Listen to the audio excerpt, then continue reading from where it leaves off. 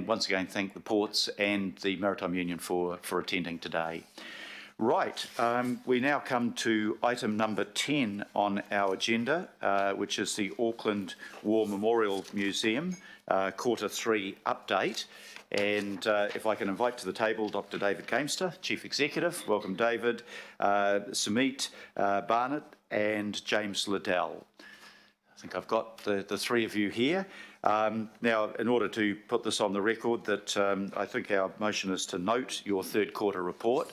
I'm happy to move that, seconded by Alf Filipina, and I'm very happy to note that your revenue compares very favourably to the predictions, to the extent of being nearly 5 times higher than what you're anticipating. So if there's any other good news that you want to report to us on, feel free to do that. So I'll now invite you to speak to your report. Thank you very much, and thank you for being here. Tēnā koutou katoa, Marena tātou. Thank you very much for the opportunity to meet with you today, Meg-Off and councillors. Very pleased to provide you with our Quarter 3 performance update. That goes, of course, to the end of March, so the information is a little historic now, but I'm going to just pick out some highlights from this quarter and then give you a quick overview of our more recent performance, which helps to contextualise what's been happening and trending over the last few months. Of course, during this particular quarter, the museum operated under a terrific amount of disruption, of course. We had 2 lockdowns of the museum, 2 closures of the museum in February and March, and each lockdown was followed by a considerable period operating at level 2, which of course means social distancing and other regimes. So a very disruptive period, the first part of the year. However, despite that disruption and these challenges, we were able to achieve a number of, I think, major milestones. Firstly, just to highlight the opening of the museum's new Tamiki Herringawaka Stories of Auckland galleries, our new permanent gallery suite dedicated to the people and places of Auckland, past, present and future. It's proving highly popular. There have been some very, very positive media reviews, and I very much encourage you all to take a good look at that gallery suite if you haven't already. We also hosted our Brickman Lego special exhibition during the period, proving very, very popular with our family audience and children. We had we had 112,000 people buying tickets for that exhibition. So huge pent-up demand for those kinds of experiences, and able to deliver that on the floor of the museum. Very, very satisfying for us and for our audience. And we've also introduced a whole series of new public experiences, public access opportunities, including opening the museum up on Tuesday evenings, rooftop tours, new membership events, and a whole series of different initiatives to increase access to our content. We also were part of a series of conversations, of course, with the Council Executive Working Group to discuss the planning framework and approach to the forthcoming financial year 22-23 draft annual plan. And in the last quarter, you asked us to include some information about our activities that contribute to national outcomes. So we provided some examples at the back of the report, and we'll continue to do so in future updates. The official's covering report notes that income earned over the period was $3.136 million compared to a budgeted revenue of $664,000. So our commercial revenue, clearly supported and helped by special exhibitions and other initiatives, was clearly better than anticipated. Of course, when we were doing those projections in the deep, deep bottom pit of COVID, we were very, very conservative. So we've had a lot more visitation and engagement, even despite those interruptions. And our income has been boosted by other features such as research grants and donations. And those research grants have been tagged to, of course, to specific research projects. You remember that we were awarded a $13.5 million grant from the MB Endeavour Fund last year for a research project with Ngāti Kuri at Rangitahua. These revenue sources have, of course, quite substantial costs associated with them. And since the official report notes, and hence the official report notes that we've had greater than expected expenditure, of course, too. It's important to note that that revenue has very, very low profit margins. That's our social profit operating model, of course, as a museum. Our increased revenue plus tight cost controls, however, have allowed us to claw back our operating deficit slightly. So 1.2 million at the third quarter versus a 2 million budgeted deficit at that point. In our year-end of accounts, you'll see a sizable operating deficit still in accordance with our annual plan. That's part of our post-COVID budgetary trajectory. Our international tourism, of course, that's our leading income segment. That continues to be entirely absent, and that continues to exert a terrific amount of pressure on the bottom line. So our current modelling shows us continuing to post operating deficits over the course of the 21-22 and 22-23 years, as you're all aware. So how have we been performing to the end of the last quarter four, more recently? We don't have audited results yet, and you'll receive these in more detail at the quarter four update and in our annual review. But I can share just a few highlights with you today. In terms of programming, the museums continue to perform well in very difficult circumstances. The Anzac Day services generated a visitation of 15,000 on that day. So we're back to where we were pre-COVID in terms of those major commemoration events, those major civic commemoration events at Auckland Museum. Our Sea Monsters International exhibition is proving hugely popular with our family audiences. All of the sessions during the school holidays were sold out. And in that first week of the school holidays, we had 31,000 visitors to the museum. And the second week, we had 29,000 visitors to the museum. Those weekends were very, very busy. If you were on the domain at that time, you'll have noticed. Huge pressure on parking and on the domain itself. But it's almost, as a museum director, I can say it's a nice problem to have. And it represents, if we look at our records, probably the highest visitation in the records that we have on visitation to Auckland Museum. So really, historically, extremely high visitation and public engagement, and that's saying something about the products that we're offering at the moment. Our total visitation now, we've got those figures for the 2021 year, that was over 513,000 against a target when we set in COVID of 401,000. So we're still below our overall pre-COVID levels, but that's something we're obviously very pleased with, that return on the year, which was interrupted multiple times. But that visitation that I've been describing, let's just remember, that is without our international visitation segment, which is our biggest revenue. So that is all Auckland. That's the local and regional culture market coming to Auckland Museum and engaging with museum content. That's very, very pleasing for us as an institution. We've been able to switch to service that community audience much more effectively. And that's one of the, if we're looking at benefits of what's been going on in the last few years, then I would say that that's been a real switch for us. And that creates a great platform for community engagement going forward. So that's pleasing. I'd just like to note my appreciation publicly to the staff of the museum. This has been a very, very challenging year. And as always, I'd like to thank Auckland Council for your ongoing support. And finally, I'd just like to repeat my previous offers to you, councillors, to come and visit us, come and see behind the scenes. I think around half of you have come to see us already, and I'd very much like to welcome others to come see how we're operating in the next few months. That'd be wonderful to see you. Thank you so much. Naimi Nui, and happy to take any questions.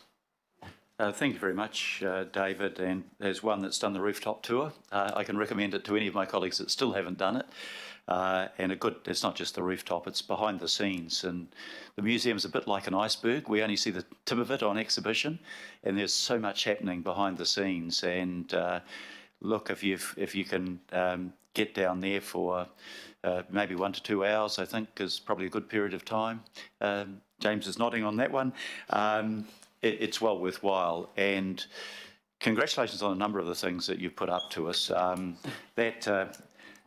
Not having been a Lego kid, I'm just blown away by the fact 112,000 people paid for tickets to go and look at it, and it means that you're connecting in with what people are interested in our community, and to have more than 500,000 visits without any international visitors.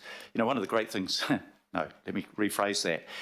COVID is appalling, but one of the consolations are that people are starting to think about what we've got in our country, and you represent a fantastic asset. That's why we put 30 million a year into that asset, and it's great to see Aucklanders taking advantage of it, learning from it and enjoying it. So big congratulations, I think, from all of us around the table. Now, open up for questions, and I have the first question in the name of Councillor Desley Simpson. Oh, kia ora, thank you. And David, thank you again for what you do and for your report. It's really, really positive and it's great. Look, I've got a couple of questions that I'm just keen to ask, and it's around the paid exhibitions, because obviously the Lego was so successful. As a grandma, we had to go twice because once wasn't enough. But how many paid exhibitions do you plan on having a year? Do you have a budget for that, or do you just have them as they come through? Yeah, in our plan, as you'll see in the next draft annual plan, we're looking at 2 major international touring exhibitions pretty well every year, sometimes across the financial years, so almost 2.5 in that respect. Yeah, that's very much part of our new operating model, which is really about engagement with Aucklanders, providing a really strong cultural offer. Most Aucklanders, really almost all Aucklanders, can't travel the world at the moment, where our mission is to bring the world to Auckland and to bring international cultural highlights to the museum and to enable our audience to engage with those. So, you know, in the pipeline, we've got the Ancient Greeks exhibition from the British Museum next year, for example.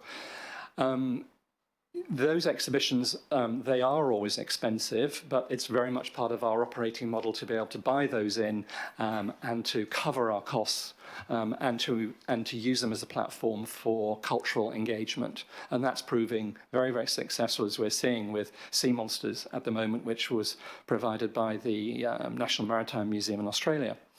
We're one of the few institutions in the world that are able to bring international exhibitions to major metropolitan centres. You won't find that going on in Europe at the moment or North America. We're really quite exceptional. I mean, I would really look hard to find an institution that's operating at our level at the moment, and being able to bring quality exhibitions to us. Many of our counterparts are not able to do that at the moment, and our closest colleagues working in Australia are really struggling. But we're a trusted institution, and New Zealand has a very, very high level of trust, and we're able to go out to market and actually find some really great exhibitions for Aucklanders at the moment. That's another consolation of being in this country and in this city at the moment. That's quite interesting. So thank you. Do you keep data from who actually attends, especially the paid exhibitions? Do you know whether they are Aucklanders or out of Aucklanders? I'm just interested in... Yes, we do. Councillor, and have you got that breakdown? I'd be interested in looking at that, because we can provide that to you. You quite rightly I think we can give identified you a rough estimate. no one's going anywhere, and I just wondered how many of them were... It's predominantly Aucklanders, and that's a very large radius, of course. But it would be interesting for us, you know, we're regional councillors, how many... Absolutely, you know, absolutely. How many people from I think the regional audience is sitting at around 10 to 12% in terms of out of Auckland. So predominantly you are looking at Aucklanders and the radius that we reach around Auckland in terms of that main visitation. We keep quite sensitive information on through our booking systems and also through membership. So we're able to, through the various data regimes, we're able to analyse that visitation profile in quite an effective way. And then use that data to market to, cold spots and hot spots and so on, depending on what the trend is. So today we're using technologies to be able to build audience in different ways. So that's something that we could report back to you either at the next quarter or separately. And quickly, how's the public transport working? Do you think? I wish we had more, and I think that's one of the biggest barriers to cultural visitation, of course, in Auckland. This is not a museum problem. This is a problem that we all face. People coming into the central city, being able to access the museum easily. Parking, there's only one scheduled bus service to the museum. And given the fact that we are the biggest visitation attraction in the city, it is problematic and it's causing huge pressure on the domain. And we talk about this issue together on the domain committee, and we know and we need to think about how we manage that situation going forward. It's a very, very precious amenity. But if you were on the domain last week or the week before, you would have seen people parking all over the landscape. The museum has 189 car parks. There is a limited amount of private parking, and the public transport offer is relatively small. And we need to think about that more strategically. That's something that I think we can only solve together. We can't solve as a museum on our own. I just wanted to alert everyone to that issue there. And finally, is your restaurant paying its way? Absolutely. We've had the biggest take that we've ever had in our hospitality. It's proving very, very popular. If you were in the museum in the last 2 weeks, you'd have seen queues going out of the two hospitality points in the museum. It's proving hugely popular, getting great reviews, and it's a destination hospitality offer now in a way that it wasn't before. It's still a museum experience, and we're very, very pleased about the partnership that we've built with that expert provider. Thank you.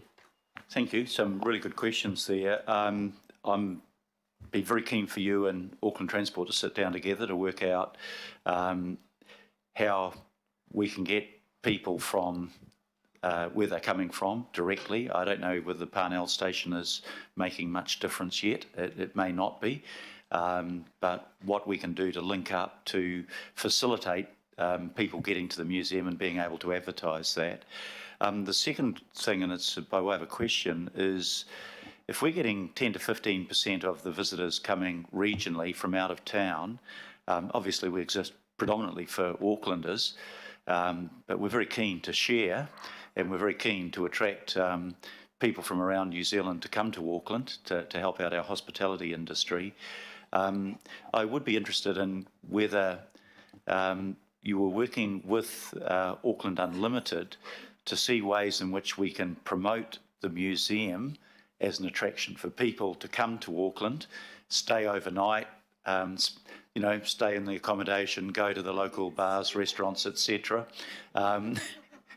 On the steps, yeah. Well, you might just like to, one, comment on people sleeping at the museum, which is new to me, but secondly, whether you've had that discussion with Auckland Unlimited to determine whether you can be part of the broader attraction of Auckland to our fellow New Zealanders in the absence of international tourists to the city.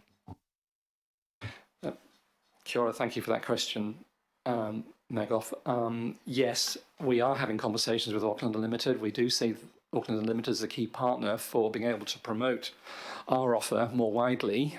We see ourselves as a tourism attraction. We always have done, and that's national tourism. I think we're an anchor for that potentially, particularly with our program.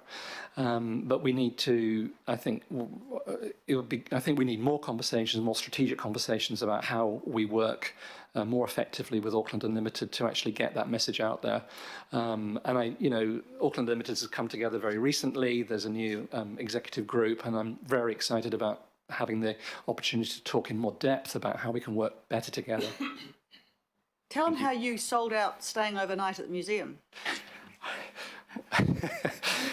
Yes, the other it's a aspect of the it's a new question. product overnight at the museum. We haven't done that before. There are so many interesting outcomes out of what we've all been through in the last few years, and we're trying all sorts of new strategies. And we're opening up the museum in well beyond that 9 to 5 experience. It's now an evening experience, and we experimented with sea monsters with our first ever family sleepovers. They were all sold out within hours. We're going to do more in the next school holidays.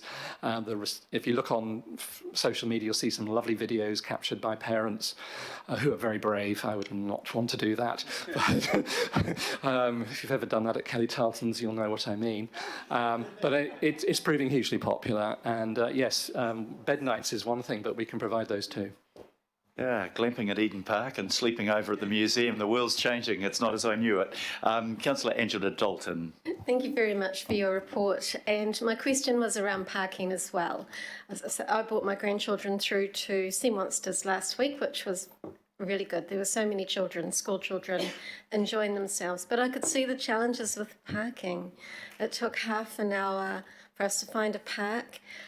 We drove because we were on a limited time frame, so public transport wasn't going to work out for us. Otherwise, we could get the train to Parnell. So the car park there were queues for the car park. And when you book a time, I'm just wondering if, because we were on a limited time, if we hadn't pre-booked, we might have just driven off and come back another time. But we had pre-booked and we had paid.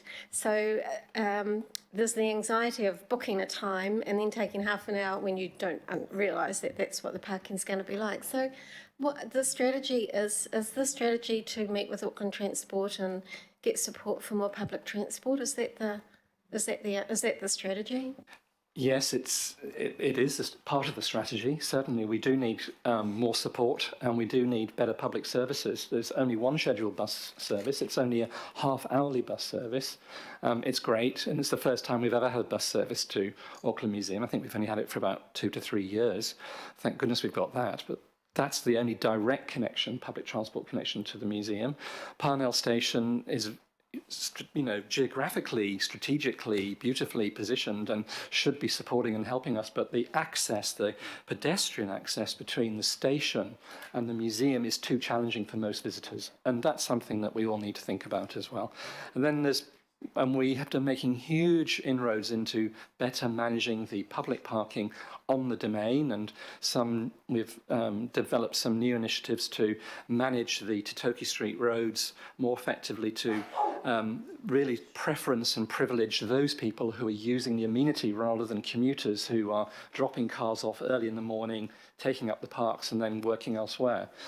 So we recognise there's a big strategic issue about access, parking and transport being a barrier to cultural access, and that's something that we are talking about on the Domain Committee. But I think we really need to escalate the urgency of this matter with AT, given the fact that our domestic audience is growing rapidly. There's new demand for local attractions, and there's going to be a lot more pressure on all of the cultural and leisure attractions around the city. We need to think about that more strategically. That's something that really I haven't seen happen yet. I agree. I was just wondering if you get a lot of feedback that supports the challenges, because there must be some pretty anxious periods or aggravated periods. It's the number one, Councillor, it's the number one issue in terms of public feedback and negative feedback. Everybody loves the offer, and once they're in and they can settle down and enjoy the offer, that's fantastic. But getting in during peak periods, weekends and school holidays, particularly school holidays in winter, bad weather, it's a perfect storm, literally. And we had really that experience the other day with 5,500 visitors. We had to close the north entry because of weather conditions. And really, I think we need to use this as evidence base for how we resolve the access issue and transport issue during peak, particularly. Yeah. Congratulations on Sea Monsters. Thank you. Thank you, Councillor. Thank you. Councillor Wayne Walker. Got some financial questions. In no particular order, it would be really helpful just in the revenue and operational side to have a breakdown around the commercial offering as it goes to the restaurant and the shop, because quite obviously they're immensely successful. So that's less a question for now and more a question for, you know, the future reporting. The other question, that's also a financial question, goes to the new work that you're doing around national outcomes. It'd be great to have some quantification around that. And again, that's less a question for now, but more for later, because what you're doing there is particularly significant. And the other question that also goes to finances is it would be useful to have some projections around what your patronage and financial position might be if we've got much better public transport, if we've got more promotion on the part of Auckland Unlimited or the like. If we had those projections and those projections were out there, that might well drive a response. So I'd be interested to know that. That's not so much a question for now, but to work on for later. If you've got any projections and you can tell us now, great. Thank you, Councillor, for the question. I'll take the first one first. So from commercial revenue perspective, our event hire and retail offering have been the key in the last financial year, and they continue to perform well. As David pointed out earlier, the lack of international visitation has impacted, although we see on the top line the revenue is up, the profitability due to the lack of international visitation has impacted severely. So hopefully that gives you a bit of a overview on the commercial. Obviously the exhibition is a key part of that as well, as we talked about. I'm not sure, David, if you want to take the other question. If I could respond very, very briefly on the question of national funding that you raised. Councillor, sorry, apologies. I can answer or address the question you raised on the question of national funding. Yes, it's something that we are beginning to work on in terms of identifying the national benefit of Auckland Museum and quantifying what that might look like in terms of the national benefit. We're working together with colleagues at Canterbury and Otago museums on that very question. They are our counterpart metro museums that have the same legislative and funding model as Auckland Museum. So what might be, it's just almost theoretical question really, but what might be a more sustainable funding model in terms of national and local funding for these major cultural assets in the regions of New Zealand in the future? And we're putting some thinking and some analysis together, and we're going to be sharing that with ministers quite shortly. That is really intended to initiate a discussion about future policy settings around funding these kinds of institutions in New Zealand. So that's the stage we're at. We're just at the point of being able to move forward with that initiative. The last financial question I've got just goes to donations, requests and others. I'm making the assumption, but again you might clarify that those items are often tagged, so they're not available as a subsidy to contribute to the museum's general operation. If that's the case, it would be useful to indicate that. Thank you. That's absolutely right, Councillor. The philanthropic funds mostly are tagged to specific research activities, and we see on the top line the revenue coming in, but there's an equivalent amount of expenditure that's tagged to it as well. So from profitability perspective, there's very little favorable impact, so to speak, but it furthers our whole core of the research activity that we are involved in. Thank you very much. Councillor Pipacoom. Thank you, Mr. Mayor. Kia ora koutou katoa. Tēnā koe, David. Thank you very much for presenting and providing the results. I'm glad you're keeping the pressure on about access, because I totally acknowledge that it's a massive issue, also as a member of the Domain Committee. And I just wondered if it's worth noting that we want to be able to get people who need to be able to drive to the museum and the Domain, but 80% of the parking spaces are currently occupied by commuters, and the AT have advised, and is this your understanding as well, that really the only tool that we're going to have that we can fix this is introducing paid parking into the Domain, and also government changing the fines, which are currently $12 a day. And it's just been politically, there's been no appetite politically, but at some point, and I guess that's why I'm raising this around the table as well, we're going to have to bite the bullet and decide, are we going to fix this problem or not? And that might be, 2 hours free and then paid, but that's the only way that we've been told we can address it. Is that your understanding as well? Kia ora, Councillor. Thank you very much. Yes, that's my understanding as well. I mean, but I think the whole situation is becoming increasingly urgent, particularly, and COVID has again exposed the issue, because we're getting a lot more engagement, a lot more visitation, and during peak it's just become very, very problematic, and it's our biggest source of complaint, and it's the biggest barrier to cultural access in the city. So it's a systems issue that we really need to address, and that's beyond the museum's power. I would hope to discuss a strategy for how we engage with our transport colleagues, with the Domain Committee firstly, and then move forward so we get the right outcomes for all Aucklanders. Yeah, and I know Chair of the Domain Committee, definitely, and Member Fletcher's also on another member of the Domain Committee, that we're very keen to address this as well. Oh, and Councillor Stewart, sorry.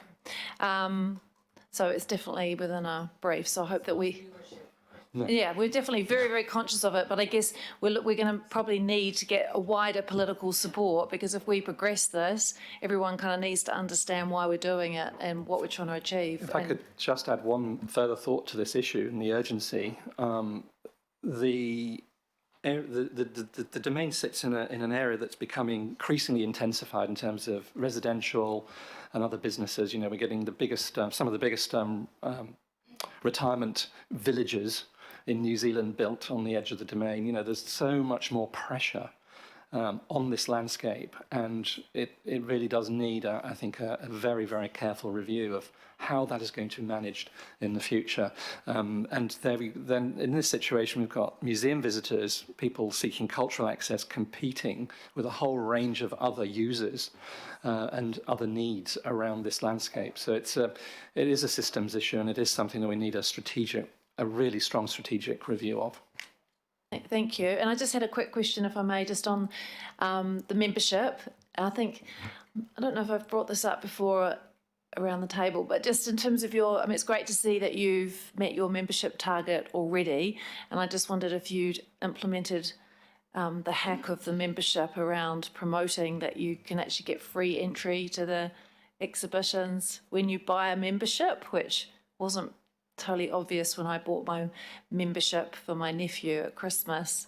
It took a lot of work to figure that out, because it wasn't advertised. I know this is probably a very operational thing, but I was very excited when I figured the hack out about how the membership was such great value. And I just think your targets around membership could be, much more ambitious when you have awesome exhibitions and you sign up all these members who would then have an incentive to keep going back and get free access.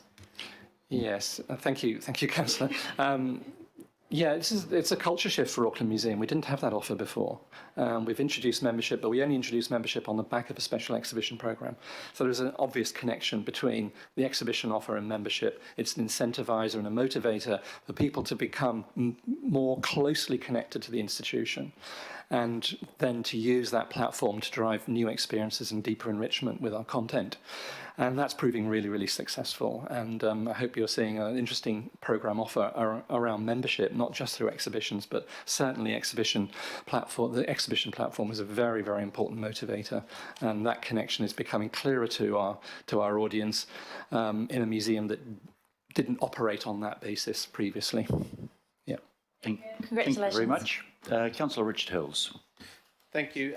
Just a quick comment. First of all, congratulations. You guys are doing a fantastic job, and you see it on social media everywhere that people are going to the museum. So it's great to see that the investment is playing out as you'd hoped, that the revenues are up and the visitation is up, especially when the struggles of COVID are still here.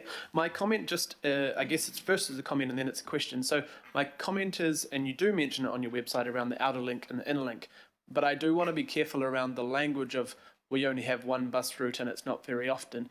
Actually, for a lot of people, not all, not parents with kids, maybe not for older people and things, but for a lot of people, if you were more pro about the inner link and the outer link, actually they may see it as a viable option. It's only 400 metres walk away from the stop. It's every 10 minutes. It's throughout the city. So if you've got as many people that are able-bodied, to be seeing that as a viable way to jump off. I mean, it's 1,000 metres from here to Brickman, and this is only a 400-metre distance. The other thing I'd like to work with you, AT, Domain Committee, whoever, is getting this a stop moved or an extra stop up by Monsell Road, and then you would get off the bus and look straight down at the museum, so it would be much more viable, and then you'd cut off about 100 metres there. So actually there is a two really good bus services that go past the road the museum's on. I guess just the language that may be used, there's no buses going into the museum, might make people assume there isn't actually really good bus services. So yeah, so I think in short term, if you could put maybe a picture on your website showing the walking route from the bus stop, and people might go, oh, actually that's no big deal, that's pretty easy. Yeah, so, but I'm happy to work with, I think there's an easier option than trying to get a route from everywhere right through the museum grounds in the short term. It's probably just an extra stop, or you might need a crossing too. But I think those services are 10 minutes all day, 12 minutes all day. So yeah, cool. Thank you. Just if I could just make one final comment on that, that's a very helpful comment. Thank you, Councillor. We have been working very hard to try to get a better and a stronger profile for that service. That has been a bit of a struggle. We lobbied and we were successful in getting signs on Parnell Road from the link bus stops to the museum, so that directing people along the new pathway on the Domain up to the museum, but it is a 400-metre walk. Our family audience, and we are predominantly a family audience, that's 75% of our audience, that's just a stretch too far for most of those. Independent travellers, no problem, and that's what that is, that works. But for our main audience, the family audience, that's the biggest issue, and one of our councillors described a scenario, and that's so typical for most of our visitation.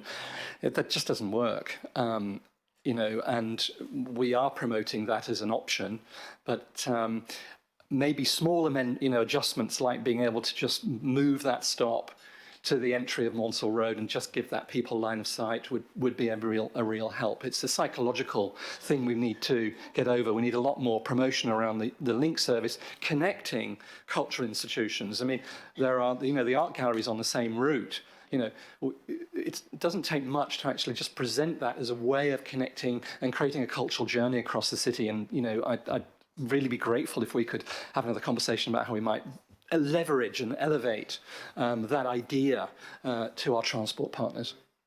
I'm just seeing a way that we could mop up at least the people who are able, so the car parks are free for the people who have to use it if they, Yeah. And especially, there's a lot of able-bodied people over 65 who would like the free option over, and if they knew that they could get up there quickly for free instead of paying for parking, it might help too. Thank you. Thank you, that's very useful. I'm always impressed with Councillor Hills' knowledge of bus services around the city. It's unprecedented. But I think the point that he makes is a good one, and that you've responded to, David, that a joined-up approach between some of our other agencies would be able, I think, and a chance to advertise. This is where you get off if you want to get to the museum, because unless we bulldoze the fields and make car parks, we're not going to create new car parks up there. Right, I've got two more questions, and we're going to finish with that. Councillor Sharon Stewart first. Oh, thank you. Very good presentation. Most of the car parking, a lot of the car parking there, would you say that comes from the hospital? A lot of people parking there during the day?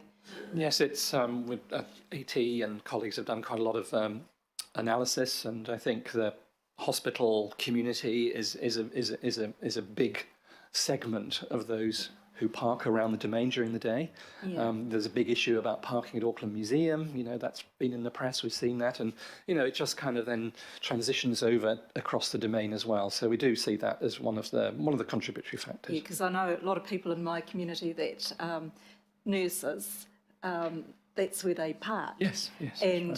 But prior, a couple of years ago, we used to have a very good bus service from Howick that went directly to the Auckland Hospital, and so that was really good, but they've changed everything. So I think this is a time where we can really look at making some really positive changes, and I think if we can have more express buses that are just going through the domain and up near Auckland Hospital, that could actually be a really great help, and I think it'll help a lot of people in our communities, and it'll certainly help you. So I think that's something that we can, and it would also be good to have, we used to have, years ago, we used to have the free shuttle bus that used to go around Auckland, and then it would go up to farmers and that sort of thing. So it'd be quite good to have, during the day, some free shuttle buses that are possibly, or cheap, affordable shuttle buses that go around, and it'll be for the Auckland domain, and it'll also be for the Auckland Hospital, because we have got a big problem there. Thank you. Thank you. I thought we'd done with parking yesterday, but obviously it always excites attention amongst all of us. Last question is Councillor Chris Fletcher. Thank you, and thank you for the work that you're undertaking. Your Worship, this problem has gone on for a very long time. I think it's one where we almost need to elevate it to the CEOs of Auckland Transport. Perhaps it's a body of work that Jim could lead along with the museum, and that it's actually taken up and we look at a comprehensive solution. I know that there are some practical impediments in terms of infringements and so forth, and I'm very aware of the difficulties where our much valued nursing staff and others are using parking that is probably not appropriate. But rather than just sort of thinking about it occasionally, why don't we actually look for some solutions here? And if we elevate it to the CEO level, I think that there will be an opportunity, perhaps even for Jim and the officers to talk to their counterparts in health. This has gone on for a long time, since Lester Levy was chair of both Auckland Transport and with the hospital board. There was no desire on his part to build more car parking. And I think that there are solutions there, but we just need to give it the sharp edge in terms of the consideration, and perhaps that can come back to the Domain Committee or come back to the governing body. But I would welcome that, because we have an absolute treasure. We know because of COVID it's being used that much more, but the obligation is on us to find some solutions, and I'd like to think we can. Thank you. I could possibly have preempted this long discussion by saying about half an hour ago, I just said to Jim, I think that's something that you need to take up with Auckland Transport. So let's explore that. We've had discussions that we haven't reached conclusions on about parking and car park metering in the domain that might stop the people that it might be 400 metres is a long way with kids, but if you're working in town, it's probably the cheapest parking around in the domain. So we do need to address that, and I have asked Jim to raise that at a chief executive level with Auckland Transport. That finalises the questions, so thank you very much to the three of you for coming along. Congratulations for what you're achieving.